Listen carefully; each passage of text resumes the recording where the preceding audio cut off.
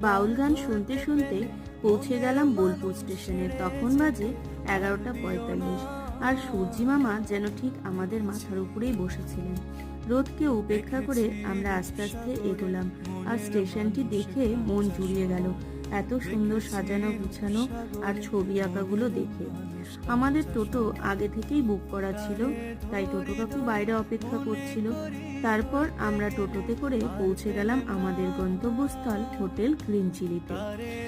রুমটি বেশ বড়ই ছিল, আর যে বেডটা ছিল দেখো, এই বেডটা আমাদের তিনজনের জন্য যথেষ্ট। আর রুমটি ছিল এসি রুম, একটা টিভি ছিল আর সাইডে একটা মিনি ওয়ার্ড্রপ ছিল, আর সঙ্গে ছিল একটা ব্যালকনি। এবার আমরা ফ্রেশ হয়ে স্নান করে নেব, তারপর দেখা হবে নতুন ভিডিওতে। আর নতুন ভিডিওতেই বলবো সেদিন হোটেলে পৌঁছে আমার কি হয়েছিল।